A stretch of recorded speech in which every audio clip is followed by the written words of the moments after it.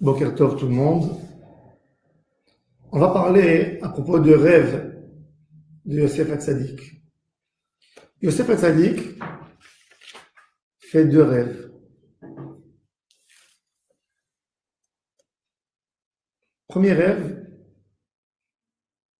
lui et ses frères sont en train de récolter du blé dans le champ. Et Yosef récolte son paquet, comme on dit Alouma, des gerbes de blé. Et les frères aussi. Et voici que les paquets de tout le monde se lèvent. Son paquet à lui se tient debout et tout le paquet des autres se prosterne au paquet de Yosef Hatzadik. Les frères tout de suite traduisent ça à une volonté de Yosef qui veut les dominer et lui disent: tu veux nous dominer, tu veux nous gouverner, tu veux être notre roi. Hamalor timloch alenu, im mashol timshol banu, vayosifu od senoto. Il fait un deuxième rêve ensuite. J'ai rêvé un rêve, et voici que le soleil, la lune et les 11 étoiles se prosternent à moi. Et il raconte ce rêve même à son père, même pas rien qu'à ses frères. Avant, il a raconté le rêve uniquement à ses frères. C'est-à-dire que Yosef était conscient. Quand il a vu maintenant qu'il y avait même le soleil qui se prosternait, il a compris que le rêve concernait même son papa. Et avec cette joie d'enfance, c'est un enfant, il a 17 ans. Il court chez son papa: papa, j'ai rêvé que même toi tu viens te prosterner à moi. J'ai rêvé que le soleil, la lune et les 11 étoiles viennent se prosterner à moi. Son père, il voit la jalousie, les yeux des frères. Et pour calmer un peu, qu'est-ce qu'il dit? Il dit à Yosef: dis-moi, tu crois? Tu penses pas que tu es audacieux? Tu penses que moi et ta mère nous viendrons se prosterner à toi?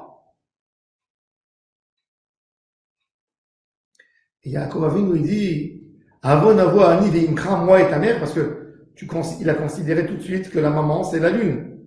Il dit: ta maman n'est pas là. Et tu sais, chaque rêve, il n'y a pas de rêve qu'il n'y a pas de devarim betelim, qu'il n'y a pas des choses qui ne sont pas vraies. Alors il dit: ce rêve, il ne vaut rien du tout. Mais en réalité... Pourquoi il a pas dit ça aux enfants là? Pardon? Pourquoi il a pas dit ça à ses offices qui commençaient à être tous les cadeaux autour? Il a dit devant tout le monde pour justement qu'ils arrêtent d'être jaloux de Yosef. Mais il n'a pas compris à Yaakov Avinu que qui c'est la maman, qui c'est la lune? C'est Bilha, celle qui a adopté Yosef Hatzadik après la mort de Rachel. Elle était vivante quand Yaakov Avinu est descendu en Égypte. Elle est venue avec Yaakov, donc ils sont prosternés à Yosef. Vayekanu bo echav, ses frères sont jaloux de lui. Ve'aviv shamar et adavar. Yaakov Avinu, il attendait le jour, il était convaincu lui aussi que le rêve de Yosef Hatzadik était un bon rêve. On va essayer d'expliquer pourquoi les frères étaient jaloux et pourquoi le père attendait pour voir comment le rêve va se réaliser. Le rêve, avec tout ce qu'on rêve, c'est une partie de notre vie. C'est dans notre subconscient. C'est en nous. Le rêve, il exprime quelque chose qui est en toi, qui est très caché, que tu essaies de te cacher par ta routine de la journée. Et le soir, quand tu dors, que tes forces de l'âme n'arrivent pas à battre cette idée et la cacher quelque part, elle ressort, elle se reflète, elle monte dans ton rêve, dans ton esprit. C'est pour ça que la Gemara dit: En adam cholem ela mirore libo. L'homme, il peut rêver que ce qu'il pense. La Gemara, elle a même une preuve qu'un homme ne peut jamais rêver quelque chose qu'il ne peut jamais faire dans sa vie. Et dit la Gemara: est-ce que tu as vu une fois qu'on a essayé d'enfiler un éléphant dans un trou d'aiguille? C'est-à-dire, c'est quelque chose qu'on ne peut jamais penser là-dessus.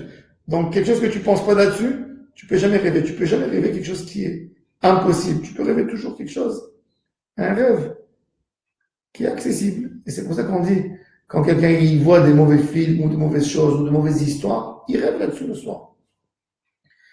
Quand il y a quelque chose qui t'a marqué, il revient, il remonte dans le rêve après. Donc Yosef Hatzadik, il fait un rêve. Yaakov Avinu, il sait exactement c'est quoi l'importance du rêve, parce que Yaakov Avinu, le jour qu'il s'est sauvé de son frère Esav, et qu'il a voulu aller chez la Harami, il est passé dans le Haramoria, dans le mont où on a sacrifié son papa Yitzhak. Il a eu Akadosh Baruch Hu qui s'est révélé. Il s'est révélé comment? Vaya chalom chalom. Veine sulam mutzav arza verosho magia hashamayim veine malachi Elohim olim veyoredim bo. Il a rêvé l'échelle. Et Yaakov Avinu, qui était tzaddik, le rêve chez lui signifiait quelque chose de très pur et de très puissant. Dans sa vie, il n'a jamais voulu ni dominer, ni faire quoi que ce soit. La preuve, c'est que quand il a pris la beracha de son papa, c'était avec la volonté de sa maman. C'était Rivka qui a dit à Yaakov Avinu, tu vas te déguiser à Esav, je veux que tu te déguises à Esav pour recevoir la beracha de ton papa. Mais Yaakov Avinu, il voulait pas le faire. Il était loin de tout, et il a vu malgré tout qu'il montait au ciel. Comme il a su que son cœur est tellement pur d'esprit, tellement il est pur, tellement il n'est pas attaché à tout matériel, et malgré tout il rêve que les anges d'en haut viennent le protéger, il était sûr que le rêve était vrai. Elle Toledot Yaakov Yosef. L'enfant qui ressemble le plus à son papa dans toutes les shpatim, dans toutes les tribus, les 12 tribus, c'est Yosef Hatzadik. Donc Yaakov Avinu, il accorde une importance énorme au rêve de Yosef. Yaakov Avinu, il comprend qu'avec Yosef, ça va se passer l'histoire. C'est Yosef qui continuera l'histoire. C'est pour ça, Aviv, Shamar et Tadara. Yosef Hatzadik, il rêve 2 rêves. Et le rêve va de plus en plus. C'est-à-dire, si avant il dominait 11, maintenant, même son papa et même sa maman, ils se sont rajoutés. Yosef Hatzadik, son rêve n'était pas un rêve de soumettre ses frères à lui. C'était un rêve qui racontait une réalité. Le rêve de Yosef, c'est une réalité de Am Israël. Hashem esh vayareach va'achad asar kochavim mishtachavim li.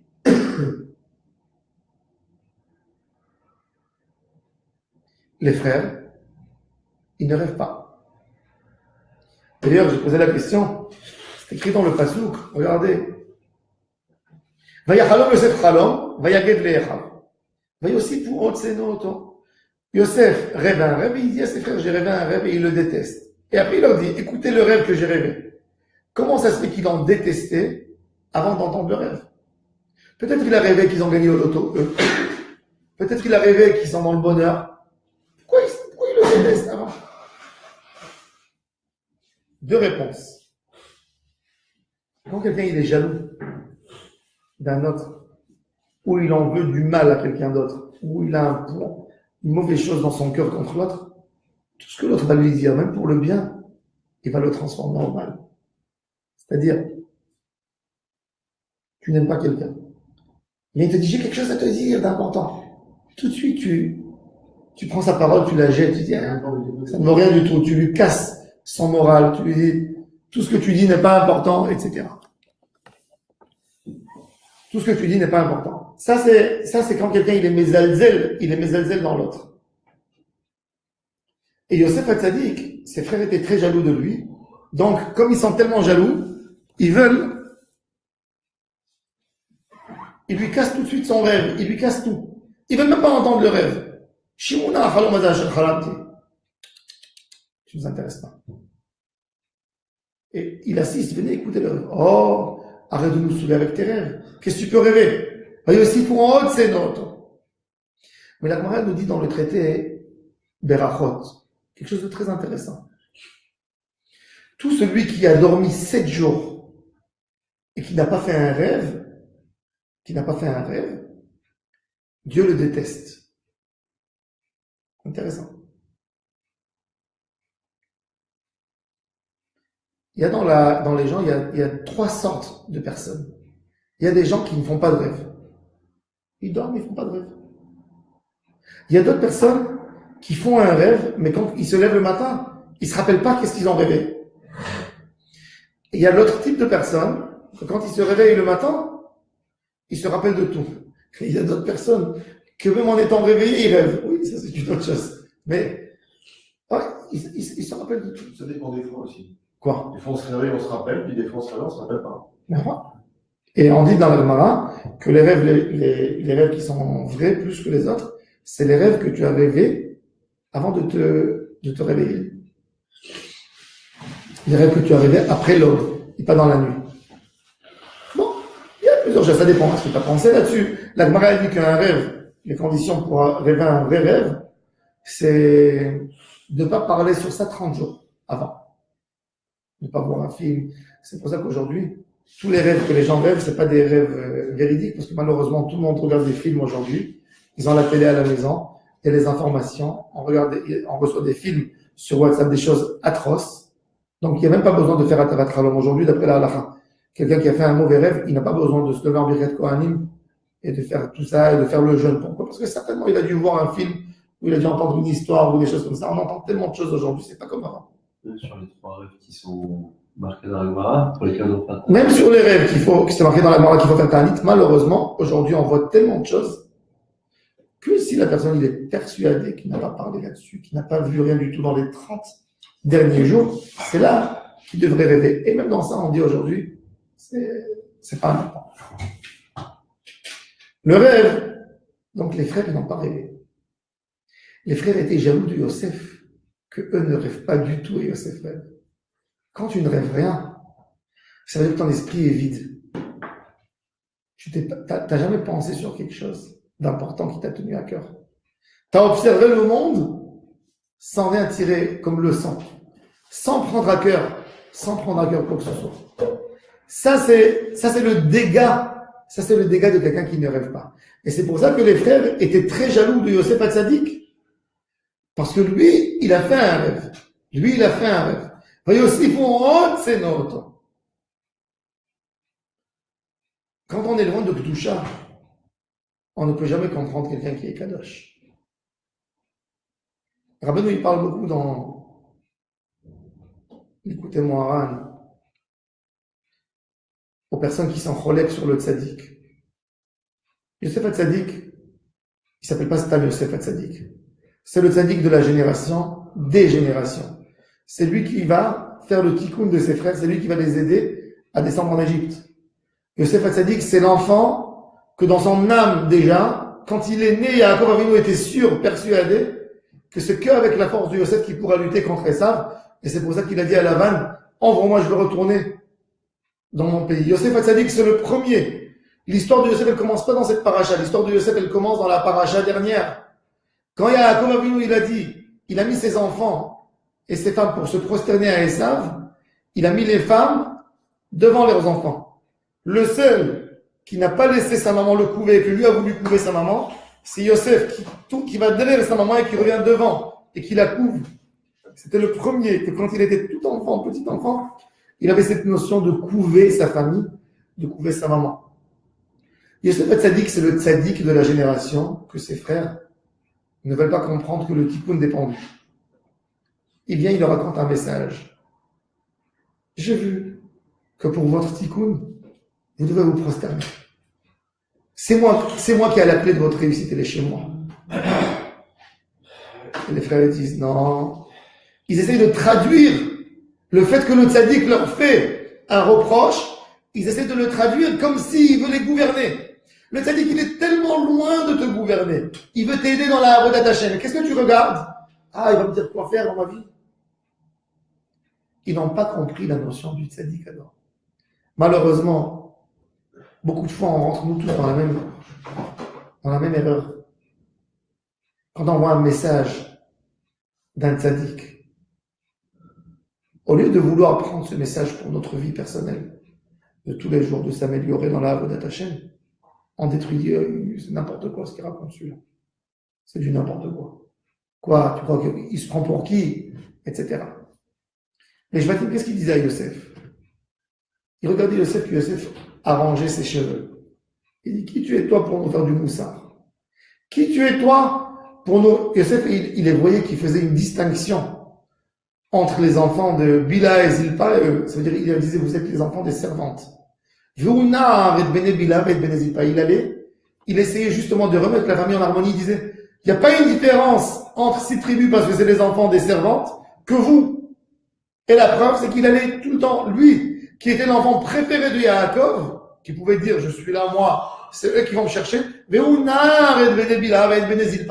allait jouer, il allait toujours essayer de rapprocher les enfants des servantes, qui étaient Gad et Naphtali, Dan et Asher. Il essayait de les ramener vers lui. Il essayait de les mettre en harmonie avec les frères. Qu'est-ce qu'ils disent les autres? Ve'unar, il n'est rien du tout. Nar. David Amelech, il a voulu amener un message pour Am Israël. Combien de jalousie il a pris sur lui toute sa vie parce qu'on n'a pas reconnu la force du tzaddik qu'il avait en lui. Aujourd'hui, jusqu'à la fin des temps, quand un juif il veut faire une tfila, quel mot il utilise? David. David Avdo, c'est lui la clé de notre liaison avec Akadosh Baruch Hu. C'est David Amelech. Mais ça, c'est chaque génération et génération. On a le tzaddik, les tzaddiké adorants, les tzaddiké émet, que le Yetzirah, il fera tout pour qu'on se détache du tzaddik. Pour qu'on dise ce message ne me convient pas. On ne veut pas regarder le émet qu'il y a dans la chose. Kabel ta émet mimishama, on reçoit le émet de celui qui l'a dit. Il a dit quelque chose de bon, il a dit quelque chose de vrai. Reçois le émet. Pourquoi tu n'es pas d'accord avec ce qu'il dit? Reçois le émet. Ça, c'est la Bechina de Yosef Hatzadik. Et les frères, que quand ils sont descendus en Égypte, ils ont vu Yosef dans sa royauté. Ils ont vu la grandeur de Yosef. Là, ils ont compris rétroactif tous les rêves qu'il leur a dit. Vaïbalou. Ils avaient peur. Mais Vaïbalou, c'est quoi? Ils ont pleuré sur 22 ans d'échec de Avodat Hashem. 22 ans, j'ai lutté contre le tzaddik et je me suis dit, c'est moi qui ai raison, la preuve qu'il a disparu. Tout d'un coup, je vois que le tzaddik, il est là, qu'il a créé un monde extraordinaire. Et que moi, j'aurais pu arriver à mon tikkun bien avant. J'aurais été dans un autre niveau de Kedusha de Avodat Hashem. Tout ça, parce que je me suis entêté. J'avais l'orgueil de ne pas recevoir le message du tzaddik. Ça, c'est les pleurs après les Shvatim. Velo yachlou echam daberito. Il ne pouvait plus le regarder. Il ne pouvait plus le voir. Ça, c'est exactement Yosef. Le papa de Yosef, qui est un tzaddik, lui-même, Yaakov Avinu, qui a une bechina de tzaddik, Ve'aviv, shamar et tadavar. Il a gardé le rêve de Yosef. Il a compris qu'il y avait quelque chose de très fort, qu'il y avait un derrière dans la Avodat Hashem. Il a dit, même si je ne le comprends pas, j'annule pas. Il a fait ça que pour les frères. Parce qu'il a vu que les frères, ils allaient dans tous les sens. Aviv, shamar et tadavar. Il a compris qu'il y avait quelque chose d'extraordinaire qui est en train de se passer ici. Il s'est dit que ça doit être ça qui est lié justement pour amener les Bnei Israël en Égypte, pour faire l'histoire de la galoute. Parce que regardez qu'est-ce qui est écrit. Rachid nous dit après, Yaakov Avinu, il avait une shlichut. C'est écrit comme ça. Vaishlacheu me'emek Hebron. Yaakov, il envoie son fils Yosef du Emek, de la vallée de Hebron, pour aller voir ses frères. Rachid nous dit, mais Hebron, elle est où? Elle est dans la vallée ou elle est dans la montagne? Hebron. Où elle est Hebron? Hebron. Kiryat Arba, c'est dans la montagne ou c'est dans la vallée? C'est dans la montagne. Comme qui est écrit dans les Meraglim. Va y avoir Hebron. Et là, Me'etza Muka. של אותו צדיק הקבור בחברון, שנקיים מה שנאמר לאברהם בן הבתרים, כי ירי זרעך. Yaakov, il a envoyé Yosef Hatzadik, quelque part, quand il a envoyé, pour voir ses frères comment ils vont, il savait, il ne savait pas, il avait une étincelle, qu'il fallait l'envoyer pour réaliser les paroles de ce que Kadosh Baruch Hu a dit au Tzadik de Hebron. Qui c'est le Tzadik de Hebron? Abraham Avinu qui lui a dit, tu descendras en galoute 400 ans, c'est-à-dire, il envoie Yosef, sachant que Yosef a une mission, parce que Yaakov, normalement, il n'aurait pas dû envoyer Yosef. Yaakov, il a vu à la maison comment les frères, ils étaient jaloux de Yosef. Pourquoi il envoie Yosef? Pour aller vérifier la situation de ses frères, comment ils vont. Yaakov, il savait quelque part qu'il devait y avoir une conciliation, qu'il devait y avoir quelque chose, il a compris que Yosef, c'est un tzaddik qui a un message qui est valable pour tout le monde. Mais il ne savait pas que ça n'allait pas se réaliser maintenant. C'est pour ça qu'il a envoyé Yosef. Mais dans l'idée, il a compris que la force était dans les mains de Yosef Hatzadik. Bonne journée à nous tous, et qu'on soit très proche du Tzadik, Be'ezrat Hashem, qu'on accepte son message et qu'on veuille se purifier et se rapprocher d'Hashem.